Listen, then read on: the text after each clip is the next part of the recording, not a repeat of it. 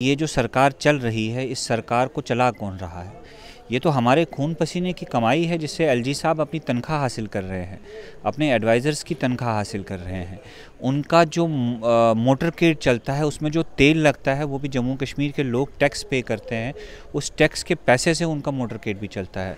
जो वो महीने में 7-8 चक्कर जो है यूपी के लगाते हैं, वो यूपी जाने और आने का खर्चा जम्मू कश्मीर के लोग अपनी जेब से पे करते हैं।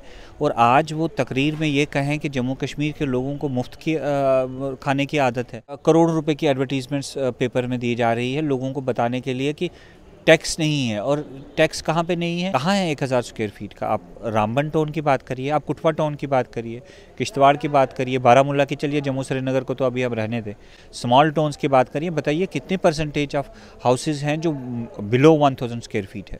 Below 1000 square feet means not more than 2 marlas of land, और वो भी सिंगल फ्लोर। यहाँ तो सिंगल फ्लोर भी नहीं है। हम ये नहीं कहते कि टैक्स तो लगना चाहिए या नहीं लगना चाहिए, वो तो यहाँ के लोग डिसाइड करने चाहिए ना। ये नहीं है कि दिल्ली से आए या कोई ये बिहार से आए और वो हमारे लिए डिसाइड करे। आप देख लीजिए housing and urban development department के जो कमिश्नर सेक्रेटरी इस वक्त बैठे हुए हैं, ये कौन है? Mister H Rajesh. Principal secretary power बनाया गया और फर्स्ट डिसीजन ही took was the hike in जो हमारी पावर टैरिफ का, जो आपको 2 रुपये 30 पैसे पावर टैरिफ देना पड़ता था, आज 30 रुपये 80 पैसे आपको पर यूनिट पावर टैरिफ देना पड़ रहा है। प्रॉपर्टी टैक्स को लेकर जम्मू कश्मीर की सरकार ने साफ किया है कि ये टैक्स तो लग कर रहेगा। इसी पर लेफ्टिनेंट गवर्नर मनोज सिन्हा ने बयान दिया और कहा कि आप आईफोन रखते हैं, आप डाटा का इस्तेमाल करते हैं, आप हर सुख सुविधा लेते हैं, लेकिन जब उस सुख सुविधा के लिए आपसे प्रॉपर्टी टैक्स मांगा जाता है तो आप इनकार करते हैं। उन्होंने ये भी कहा कि इरिगेशन की कैनाल के ऊपर अगर आप अवैध कब्जा करते हैं और हम नोटिस भेजते हैं तो आप बवाल करते हैं। लेफ्टिनेंट गवर्नर के इसी बयान पर और सरकार के इस साफ रुख पर कि प्रॉपर्टी टैक्स तो लग कर रहेगा, पीपल्स डेमोक्रेटिक पार्टी का क्या कहना है, इसी के लिए मेरे साथ पीपल्स डेमोक्रेटिक पार्टी के नेता और पूर्व एमएलसी एडवोकेट फिरदौस टाक हैं। टाक साहब, बहुत बहुत शुक्रिया वक्त देने के लिए। सबसे पहले प्रॉपर्टी टैक्स को लेकर कल जो लेफ्टिनेंट गवर्नर का बयान आया आईफोन और डाटा को लेकर, इस बयान को कैसे देखते हैं? देखिए जुनैद, बहुत ही अनफॉर्चुनेट है, बहुत ही शेमफुल है कि एक ऐसे ओहदे से ऐसी बातें हो रही हैं। पहले हमारे गवर्नर आए तो उनने कहा कि कश्मीरियों के गाल लाल क्यों होते हैं, कश्मीरियों के घरों में कालीन लगे होते हैं।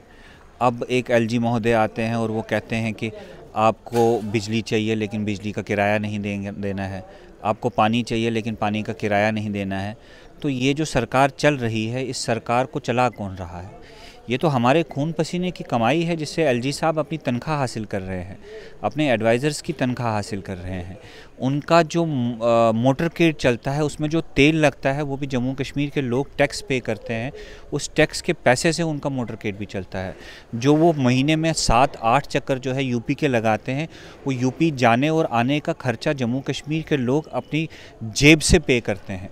और आज वो तकरीर में ये कहें कि जम्मू कश्मीर के लोगों को मुफ्त की खाने की आदत है, हम बिजली का किराया नहीं देते, हम पानी का किराया नहीं देते, और फिर ये कहना कि आप जी आईफोन यूज़ करते हैं, आप डाटा इस्तेमाल करते हैं। देखिए, पहले तो सबसे बड़ी बात यह है कि उनको ये अधिकार किसने दिया है कि वो हमारे बारे में डिसीजंस लें। आप वो कहते हैं कि यहाँ पे इरिगेशन की कैनाल पे लोगों ने कब्ज़ा किया है, तो सबसे बड़े कब्ज़ा तो आपने किया है हमारे डेमोक्रेटिक इंस्टीट्यूशन पे, हमारे इलेक्टोरल राइट्स पे, हमारी कॉन्स्टिट्यूशनल फ्रीडम पे। आप इलीगल एनक्रोचर्स हैं, तो आप आज हमें ये पाठ पढ़ाएंगे, तो ये बहुत ही अनफॉर्चुनेट है। और मुझे लगता है इसके ज़िम्मेदार जो है वो भारतीय जनता पार्टी है। जिन भारतीय जनता पार्टी के लोगों को लगा कि ये यूपी में जो इनके बाबा बैठे हैं उनको स्टेबल रखने के लिए उनको यूपी से वहाँ से निकाल के जम्मू कश्मीर लाना पड़ा, और अपनी राजनीति के लिए जो है उन्होंने जम्मू कश्मीर के लोगों का बेड़ा गर्क कर दिया। प्रॉपर्टी टैक्स को लेकर ज़ाती तौर पर आपका क्या मानना है? क्या आपको नहीं लगता कि प्रॉपर्टी टैक्स अगर बाकी पूरे मुल्क में लोग दे रहे हैं तो जम्मू कश्मीर के लोग प्रॉपर्टी टैक्स क्यों ना दें? नॉर्थ ईस्ट में लोग प्रॉपर्टी टैक्स दे रहे हैं, दिल्ली में लोग प्रॉपर्टी टैक्स दे रहे हैं। गुर्बत अगर आप एक कहते हैं जी गुर्बत है यहाँ पर, तो जम्मू कश्मीर के लीडरों का ही और आपकी पार्टी के लीडर का खुद भी कहना है जनाब हमारे हालात उतने बुरे नहीं हैं जितने हालात बाकी देश के हैं, तो फिर प्रॉपर्टी टैक्स के खिलाफ क्यों?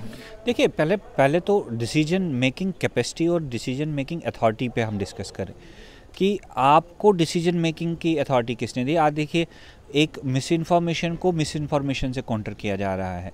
आज यही गवर्नमेंट और गवर्नमेंट के जो ऑफिसरान हैं वो बाहर निकल के प्रेस कॉन्फ्रेंसेस दे रहे हैं और लोगों को और करोड़ों रुपए की एडवर्टीजमेंट्स पेपर में दी जा रही है लोगों को बताने के लिए कि टैक्स नहीं है। और टैक्स कहाँ पे नहीं है कि आपके रिलीजियस इंस्टीट्यूशंस पे टैक्स नहीं है। कोई एहसान है? इस मुल्क में तो किसी भी जगह या पूरी दुनिया में किसी भी जगह जो है रिलीजियस इंस्टीट्यूशन पे टैक्स नहीं लगता है। कहते हैं जी आपका 1000 स्क्वायर फीट का एरिया होगा तो उस पर टैक्स नहीं लगेगा। कहाँ है 1000 स्क्वायर फीट का? आप रामबन टाउन की बात करिए, आप कुटवा टाउन की बात करिए, किश्तवाड़ की बात करिए, बारामूला की, चलिए जम्मू श्रीनगर को तो अभी हम रहने दें, स्मॉल टाउन्स की बात करिए। बताइए कितने परसेंटेज ऑफ हाउसेज हैं जो बिलो 1000 स्क्वायर फीट है? Below 1000 square feet means not more than 2 marlas of land, और वो भी सिंगल फ्लोर। यहाँ तो सिंगल फ्लोर भी नहीं है। यहाँ पे आपकी स्लम जो हमारी जम्मू म्यूनसिपल कॉरपोरेशन का जो एक रोड मैप बना है फर्दर प्रोजेक्ट्स के लिए, उसमें आप देख लीजिए तो अराउंड 2 या 3% एरियाज़ ऐसे हैं जो स्लम एरियाज़ हैं। ये यूपी बिहार तो नहीं है, और वो भी नॉन लोकल्स हैं जो स्लम्स में बैठे हैं। बाकी माशाल्लाह जम्मू के लोग जो है single storey double storey buildings में रह रहे हैं और टैक्स सब में लगना है। तो ये जो मिस इन्फॉर्मेशन कैंपेन चला रही है कि, और फिर जम्मू कश्मीर को कंपेयर करना चंडीगढ़ के साथ, दिल्ली के साथ। हम ये नहीं कहते कि टैक्स तो लगना चाहिए या नहीं लगना चाहिए, वो तो यहाँ के लोग डिसाइड करने चाहिए ना। ये नहीं है कि दिल्ली से आए या कोई ये बिहार से आए और वो हमारे लिए डिसाइड करे। आप देख लीजिए housing and urban development department के जो कमिश्नर सेक्रेटरी इस वक्त बैठे हुए हैं, ये कौन है? मिस्टर एच राजेश, जो दिल्ली में सर्विस करते थे, 2022 में उनको ट्रांसफ़र करके जम्मू लाया और प्रिंसिपल सेक्रेटरी पावर बनाया गया। और फर्स्ट डिसीजन ही took was the hike in जो हमारी पावर टैरिफ का, जो आपको 2 रुपये 30 पैसे पावर टैरिफ देना पड़ता था, आज 30 रुपये 80 पैसे आपको पर यूनिट पावर टैरिफ देना पड़ रहा है। और the very next moment he got posting as principal secretary, this commissioner secretary housing and urban development department. उनको लगा दिल्ली में लोग टैक्स पे कर रहे हैं, जम्मू में भी टैक्स पे कर रहे हैं। तो ये लोग ग्राउंड के साथ कनेक्टेड ही, उन्हें कंडीशन पता नहीं है। जम्मू कश्मीर एक बॉर्डर स्टेट है, एक कन्फ्लिक्ट स्टेट है। टैक्स देना न देना, कितना टैक्स पे करना न टैक्स पे करना, it should be left to the decision of the people. कल तक ये कह रहे थे जी हमने जी म्यूनसिपलिटी इलेक्शन करा के बहुत बड़ा कमाल कर दिया। आज ये कहते हैं जी म्यूनसिपलिटीज़ चल नहीं रही हैं, म्यूनसिपलिटीज़ चलाने के लिए हमें टैक्स लेना पड़ेगा। कल ये बोलेंगे जी पंचायत नहीं चल रही है इसलिए पंचायत को चलाने के लिए हमें लोगों से टैक्स लेना पड़ेगा। आप बताइए 370 ख़त्म करने के बाद क्या किया? आप तो कल तक जब तक आपकी गवर्नमेंट जम्मू कश्मीर में या केंद्र में नहीं बनती थी, आप कहते थे कि जम्मू कश्मीर में जी सेंट्रल असिस्टेंस से चलता है। आप सेंट्रल असिस्टेंस देख लीजिए, 3350 करोड़ रुपए का सेंट्रल असिस्टेंस मिलता है जम्मू कश्मीर में, और कांस्टेंट है पिछले 3 साल में। एक पैसा आप नहीं बढ़ा पाए। जम्मू कश्मीर के जो अपने रिसोर्सेज हैं वो कहाँ जा रहे हैं? जो हम जीएसटी पे कर रहे हैं, जो स्टेट टैक्सेस पे कर रहे हैं, वो कहाँ जा रहे हैं? जो सेंट्रल शेयर हमारा बनता है वो कहाँ जा रहा है? और आप छोड़ दीजिए, हम ये वसूख के साथ कह रहे हैं, आप जो पावर प्रोजेक्ट्स हमारे जम्मू कश्मीर में बन रहे हैं, आप वो पावर प्रोजेक्ट्स हमारे हवाले करिए, आप सेंट्रल असिस्टेंस देना भी बंद कर दीजिए। हम अपना खर्चा खुद चलाना जानते हैं। डॉक्टर साहब, ये तो थ्योरी पीडीपी की बहुत पुरानी है जिसमें आप कह रहे हैं जी हाइड्रोलिक प्रोजेक्ट, पावर प्रोजेक्ट्स आप हमें वापस दीजिए। मगर आपसे ये समझना चाहूँगा, अभी भी आप क्लियर नहीं है इस मामले में कि आपको प्रॉपर्टी टैक्स के लगने से एतराज़ क्यों है? क्या आप ये कहते हैं कि जम्मू कश्मीर में गुर्बत है? क्या आप ये कहने की कोशिश कर रहे हैं कि लोग नहीं प्रॉपर्टी टैक्स दे सकते हैं? या आप ये कहने की कोशिश कर रहे हैं कि जनाब हम अभी भी स्पेशल डिस्पेंसेशन स्टेट हैं इसलिए हम टैक्स नहीं देंगे? देखिए, डिस्पेंसेशन की बात नहीं है। सबसे बड़ा पहला क्वेश्चन मेरा ये है कि डिसीजन लेने की कैपेसिटी किसकी है? डिसीजन कौन ले? अगर नहीं है लोकतांत्रिक सरकार तो एलजी ही ये तो कोई मुगल सल्तनत तो मुझे लगता है इससे अच्छी थी। ये तो यूपी से आके कह रहे हैं जम्मू कश्मीर के लोगों को लूट के तो हम खजाने भर के तो वापस यूपी चले जाएंगे। इससे अच्छा तो मुगल्स थे, वो आए कम से कम यहीं पे रहे, यहीं का पैसा यहीं लगाया। तो ये तो यही माइंडसेट है ना। पहले डिसीजन लेने की कैपेसिटी किसकी है? डिसीजन किसको लेना चाहिए था? अगर टैक्स लगना है नहीं लगना है वो एक इलेक्टेड गवर्नमेंट डिसाइड करे, नंबर 1। नंबर 2, इस वक्त जम्मू कश्मीर के के लोगों की कैपेसिटी नहीं है। आप देख लीजिए, पहले तो मिलिटेंसी, उसके बाद कोविड आया, कोविड के बाद भी जो 370 ख़त्म हुआ, उसके आप पूरे मुल्क में आपको 2 साल कोविड लॉकडाउन या 1 साल कोविड लॉकडाउन हुआ। जम्मू कश्मीर तो 2018-19 के बाद जो है हमारा लॉकडाउन ही चल रहा है, हमारे बिजनेस एस्टेब्लिशमेंट बंद हो गए हैं। आपके 17,000 के करीब स्टार्टअप्स और स्मॉल स्केल इंडस्ट्रीज जम्मू में बंद हो गए हैं। आपके जितने छोटे छोटे कैफ़ेज़ या रेस्टोरेंट्स यहाँ पे लड़कों ने खोले थे, पोस्ट कोविड आप सिनारियो देख लीजिए, सारे बंद हो गए। आपकी इंडस्ट्रियल सेक्टर जो यहाँ पे था वो किसी तरीके से यहाँ पे सर्वाइव कर रहा था। जो हम उनको टैक्स रिबेट दे रहे थे जम्मू कश्मीर गवर्नमेंट, वो सर्वाइव कर रहा था। आपने लखनपुर टोल प्लाजा हटा के डोल बजाए कि हमने टोल प्लाजा ख़त्म कर दिया, अब यहाँ पे जो बाहर से माल आएगा वो सस्ता आएगा। बताइए उसका पैसा कहाँ जा रहा है? वो तो कंज्यूमर को बेनिफिट मिलना चाहिए था। लेकिन जो सीमेंट की बोरी जो है 480 रुपये में पहले भी मिलती थी, आज भी मिलती है। उससे इफेक्ट क्या हुआ?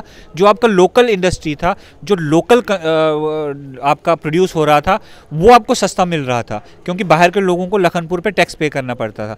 अब वो तो इक्वल हो गए। जम्मू के लोग जो इंडस्ट्रीज चला रहे थे वो कम्पीट नहीं कर पा रहे हैं, वो इंडस्ट्रीज बंद हो रही है, तो लोग पैसा दें कहाँ से? तो खामखा ही कल रात को बैठ के गवर्नमेंट और गवर्नर और उनके एडवाइज़र जो है डिसाइड करते हैं और सुबह लोगों को टैक्स पे करना पड़ता है। इसके अलावा तीसरा कि जो टैक्स शेड्यूल गवर्नमेंट ने निकाला है ये कम्प्लीटली वियर्ड है, ये कम्प्लीटली इलॉजिकल है। ये तो बाहर जा के बड़ी प्रेस कॉन्फ्रेंसेस दे रहे हैं कि लोगों को 500 रुपये, 5,000 या 2,000 या 3,000 टैक्स पे करना पड़ रहा है। आपको क्या लगता है कितना देना पड़ेगा? देखिए, आप शेड्यूल देख लीजिए ना, गवर्नमेंट ने जो शेड्यूल निकाला है आप देख लीजिए। पूरे मुल्क में जो टैक्स लगता है, सबसे पहले तो आपने देखना है कि एरिया फैक्टर कहाँ पे है। एरिया फैक्टर में आपका गांधीनगर में 1 करोड़ 36 लाख रुपए पर कनाल की वैल्यूएशन बनती है, जो गवर्नमेंट का सर्किट रेट बनता है। तो आपका 13.6 मल्टीप्लिकेशन बनता है जब आप फार्मूला में ऐड करते हैं। आपका जानीपुर में 98 लाख रुपीज़ सर्किट रेट है, तो आपका 9.8 मल्टीप्लिकेशन बनता है। आप पूरे मुल्क में जो आपका एरिया फैक्टर आता है, एरिया फैक्टर में पूरे मुल्क में आपका कारपेट एरिया डिसाइड होता है कि आपका कारपेट एरिया, कंस्ट्रक्शन और कारपेट एरिया डिफरेंट होते हैं। जब कारपेट एरिया आप लेते हो तो आपका कम आता है जो आपका बिल्टअप एरिया होता है। लेकिन जम्मू कश्मीर में आपने कहा जी हमने तो परसेंटेज ऑफ टैक्स जो है एनुअल प्रॉपर्टी असेसमेंट पे आपको 5% देना है, लेकिन आपने कान यहाँ से नहीं पकड़ा, यहाँ से पकड़ा, क्योंकि आपने बिल्टअप एरिया दिखा दिया। बिल्टअप एरिया में आपके मकान में जो कटआउट्स हैं वो भी इंक्लूड होते हैं, आपका पोर्च होगा वो भी डिसाइड वो भी होगा, आपका इवन जो स्टेयर केस है जो जिस पे छत नहीं है वो भी इंक्लूड होगा, जो कि बाहर की स्टेट्स में नहीं है। तो इसका मतलब ये है जो 1-2 हज़ार का डिफरेंस आपने चंडीगढ़, दिल्ली और जम्मू में रखा था वो आपने बिल्डअप एरिया में बराबर कर दिया। उसके अलावा आपने लैंड को इंक्लूड किया कि आपका जो लैंड वैकेंट होगा that would be the part of the building. तो आपका ग्राउंड फ्लोर का एरिया जो जितना होगा उतना ही आपको मल्टीप्लाई बाई 2 करना है, क्योंकि आपकी वैकेंट लैंड है। जबकि बाहर किसी स्टेट में ऐसा नहीं है, जो आपका वैकेंट लैंड है वो आपके हाउस में नहीं आता, आपको वैकेंट लैंड पे अलग से पे करना पड़ता है। तो ये सारे फैक्टर्स जो गवर्नमेंट लोगों को नहीं बता रही है। उसके अलावा कहते हैं जी आपका जो कमर्शियल एस्टेब्लिशमेंट्स है, आपका एक बिल्डिंग में पर फ्लोर आपका डिसाइड होना है, आपका मल्टीप्लिकेशन लगना है ग्राउंड पे 1.5 या 1.6, आपका बेसमेंट पे 1 लगना है। अगर आपका उसी मकान में एक किराएदार भी है तो उस फ्लोर पे जो आपका ऑक्यूपेंसी फैक्टर आता है, ऑक्यूपेंसी फैक्टर में वो कमर्शियल एक कमरा है, उस एक कमरे में आपको कमर्शियल पे करना है। उसके अलावा आप कह रहे हैं कि जी हम दुकानों को जी 100 स्क्वायर फीट होगा, 10x10 की दुकान होगी तो उसमें टैक्स पे नहीं करना है। लेकिन कौन सी 10x10 की दुकान आपके पास जम्मू में है, किश्तवाड़ में है या रामबन में है? अगर आपकी 10x10 की एक दुकान भी है, उसके ऊपर आपका फर्स्ट फ्लोर भी है जहाँ पे आपने किराए पे दिया है या आपने गोडाउन रखा है, तो आपका 10x10 × 2 है, 200 स्क्वायर फीट है, आपने टैक्स जो है 200 स्क्वायर फीट पे देना है। तो मिस इन्फॉर्मेशन को गवर्नमेंट मिस इन्फॉर्मेशन से काउंटर करना चाहती है, जो कि वाजिब नहीं है। लोगों को समझना चाहिए और कि हम 370 ख़त्म करने के वक्त भी ये कह रहे थे कि गवर्नमेंट 370 ख़त्म करने के बाद भी रुकेगी नहीं, ये बिगनिंग है, एंड नहीं है।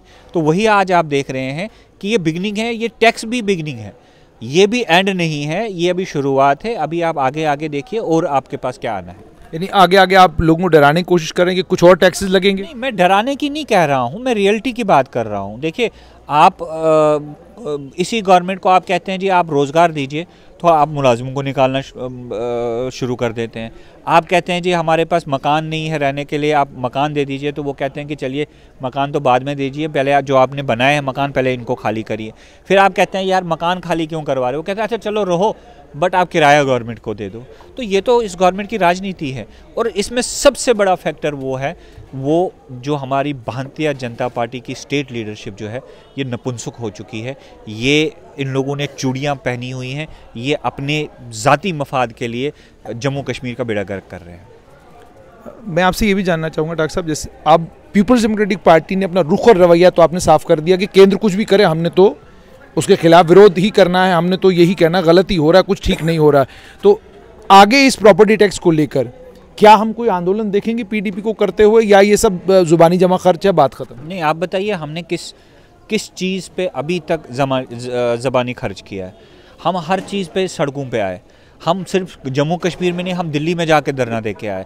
हम तो खामोश नहीं बैठेंगे। देखिए, हम एक पॉलिटिकल ऑर्गेनाइजेशन है, और ऐसी पॉलिटिकल ऑर्गेनाइजेशन जो इस मुल्क के कॉन्स्टिट्यूशन, इस मुल्क के पार्लियामेंट, इस मुल्क के संविधान पे, इस मुल्क की आइडिया और एसेंस पे बिलीव करने वाले लोग हैं। हमने यहाँ पे पीक मिलिटेंसी पीरियड में भी हिंदुस्तान का झंडा हाथ में पकड़ के हमने कुर्बानियाँ दी, लेकिन उस एसेंस को नहीं छोड़ा। हम आज भी ये मानते हैं कि हमारी सभी प्रॉब्लम्स का हल डेमोक्रेटिकली, इलेक्टोरली और पीसफुली हम निकाल सकते हैं। अगर हमें संघर्ष करना पड़े, चाहे वो संघर्ष हम अपने दफ्तरों में बैठ के करें, चाहे हम मीडिया में आके करें, या हमें सड़कों पे आके करना पड़ेगा, हम हर चीज़ के लिए, लोगों के लिए हम संघर्ष करेंगे। और लोग भी हमसे यही एक्सपेक्ट करते हैं।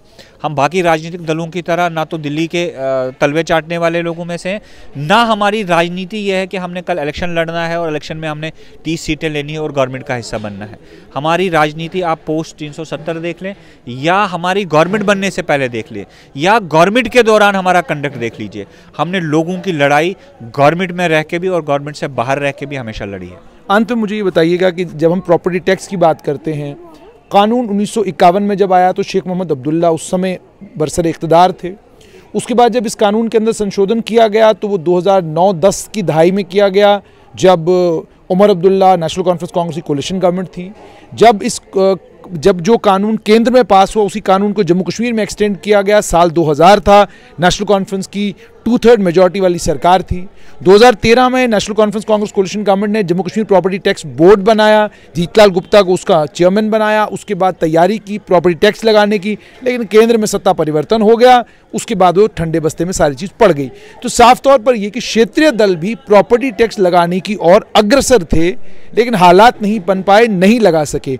अब लेफ्टिनेंट गवर्नर ने लगाया तो क्षेत्रीय दल परेशान है। देखिए, ऐसा नहीं है जुनैद जी, मुझे नहीं मालूम कि नेशनल कॉन्फ्रेंस ने उस वक्त क्या सोचा था, लेकिन उस वक्त भी हमने अपोज किया था इस चीज़ को। और कम से कम एक इलेक्टेड गवर्नमेंट थी, उन्हें समझ आया, लोगों का मूड समझा, लोगों की मजबूरियां समझी और अपने डिसीजन जो वो प्रपोज कर रहे थे। देखिए, प्रपोजल एक चीज़ होता है, इम्प्लीमेंट करना दूसरी चीज़ होता है। जब प्रपोजल बनता है, उस पर डिस्कशंस होती हैं, फिर जाके वो इम्प्लीमेंट होता है। आप जनरल प्रैक्टिस देख लीजिए, बजट बनता है, बजट तो गवर्नमेंट हर साल लाती है ना, लेकिन जब जम्मू कश्मीर में बजट बनता था, आपके सभी स्टेक होल्डर्स को बुलाया जाता था, आपके चैम्बर ऑफ कॉमर्स को बुलाया जाता था, आपके इंडस्ट्रीज को बुलाया जाता था, ट्रेडर्स को बुलाया जाता था, ट्रांसपोर्टर्स को बुलाया जाता था, हैंडीक्राफ्ट में जो लोग काम करते हैं उनको बुलाया जाता था और उनका फीडबैक लिया जाता था, उनकी एक्सपेक्टेशंस समझी जाती थी। फिर गवर्नमेंट उनके एक्सपेक्टेशंस को एकोमोडेट करने की कोशिश करती थी, कभी कर पाते थे, कभी नहीं कर पाते थे। इवन देन की जो आपके अपने गवर्नमेंट एम्प्लॉइज़ हैं, उनके रिप्रेजेंटेटिव्स को बुलाया जाता था कि आप बताइए आपको इस गवर्नमेंट से एक्सपेक्टेशन क्या है। This is a democratic exercise. लेकिन आप एक बंद कमरे में, एसी कमरे में बैठ के, दिल्ली से अभी आप आए, यहाँ पे बैठ के गवर्नर साहब ने फ़ोन पे बता दिया और गवर्नर साहब को नागपुर से फ़ोन आ गया और आपने इम्प्लीमेंट कर दिया। ये एंटायर एक्सरसाइज जो है ये अनडेमोक्रेटिक है, नंबर 1। नंबर 2 कि हम लोगों ने, मैं आपको एक बहुत सिंपल मिसाल दूंगा। मुफ्ती साहब जो है जब चीफ मिनिस्टर बने, चिदम्बरम साहब जो है वो कांग्रेस के फाइनेंस मिनिस्टर थे। मुफ्ती साहब उनसे मिलने के लिए वहाँ पे दिल्ली में गए तो चिदम्बरम साहब ने कहा कि आपका जो J&K बैंक का ओवरड्राफ्ट है, इसको हम टाई अप करना चाहते हैं RBI के साथ। और मुफ्ती साहब ने ये बात मुझे खुद सुनाई थी कि जब चिदम्बरम ने मुझे ऐसे कहा तो I immediately stood up on the seat and I left the premises. और चिदम्बरम साहब had to come outside with me. ने कहा जी आप नाराज़ हो। उसने कहा देखिए Jammu and Kashmir is our asset and it is our only financial asset. अगर उसको भी आप डाइल्यूट करके RBI के साथ जोड़ना चाहते हैं तो don't expect me to support on this is how you regent. और उसके बाद 2019 तक 19-20 तक सेंट्रल गवर्नमेंट की तरफ से कभी ये प्रपोजल नहीं आया। 370 हटा, जम्मू कश्मीर की गवर्नमेंट ख़त्म हुई तो आज जो है वही RBI का जो जम्मू कश्मीर का ओवरड्राफ्ट जो जम्मू कश्मीर गवर्नमेंट के साथ ओवरड्राफ्ट था वो ख़त्म होकर आज जम्मू कश्मीर को जब भी पैसा लेना होता है, ओवरड्राफ्ट लेना होता है, वो RBI के साथ लेना होता है। तो जम्मू कश्मीर बैंक को वीकन किया। तो ऐसे थोड़ा सा मैं आपको यहाँ करेक्ट करूँगा, थोड़ा सा मैं आपको करेक्ट करना चाहूँगा कि ये जो करार है ये अब्दुल रहीम राठौर वित्त मंत्री थे, ये उसके समय में उन्होंने जो है बैंकर जो है जम्मू कश्मीर सरकार का बैंकर जो है जम्मू कश्मीर बैंक को बदल के RBI को कर दिया। मैं ये कह रहा हूँ कि देखिए जब आप डेमोक्रेटिक सेटअप में होते हैं तो तब आप रेजिस्ट कर पाते हैं, आप प्रपोजल बनाते हैं, फिर प्रपोजल को डिस्कस करते हैं। ऐसा नहीं है, बहुत सारे कानून ऐसे बने जिसमें इमीडिएट पब्लिक रिएक्शन हुआ। लेकिन जब पब्लिक रिएक्शन होता है या पब्लिक मूड गवर्नमेंट समझती है, इलेक्टेड रिप्रेजेंटेटिव समझते हैं, एक प्रोसेस होता है। लेकिन आज तो सुनने वाला ही कोई नहीं है। जिन लोगों ने बोलना भी है वो भी अपने 2 लीटर पेट्रोल और गाड़ी और PSOs के लिए और गवर्नमेंट बंगलोज के लिए उन्होंने भी कहानी ख़त्म कर ली है। उन्हें मालूम है कि जब इलेक्शन करने हैं फिर से हिंदू मुस्लिम कराने हैं, कहीं मस्जिद गिरानी है, कहीं मंदिर गिराना है और हमें लोगों ने फिर से वोट देना है। लेकिन वो इस भ्रम में ना रहें जिस जम्मू की जनता को उन्होंने बेवकूफ़ बना के लड्डू बंटवाए थे और डोल बजाए थे, यही लोग इलेक्शन में आकर आपके घरों पर डोल बजाएंगे। बहुत बहुत शुक्रिया। तो आपने सुन लिया कि पीपल्स डेमोक्रेटिक पार्टी के नेता और पूर्व MLC एडवोकेट फिरदौस टाक का साफ तौर पर यह कहना है कि प्रॉपर्टी टैक्स जो जम्मू कश्मीर के लोगों के ऊपर लागू किया गया है, इसका अधिकार लेफ्टिनेंट गवर्नर के शासन के पास इसलिए नहीं क्योंकि आप लोकतांत्रिक ढंग से चुनकर नहीं आए हैं। आप नई दिल्ली के रिप्रेजेंटेटिव हैं जम्मू कश्मीर में, आप एग्जीक्यूटिव हैं, आप लोकतांत्रिक ढंग से लोगों ने आपको वोट देकर नहीं चुना है। यह अधिकार केवल लोकतांत्रिक ढंग से चुने हुए लोगों के पास है कि वो तय करें कि जम्मू कश्मीर के लोगों के लिए प्रॉपर्टी टैक्स सही है या गलत।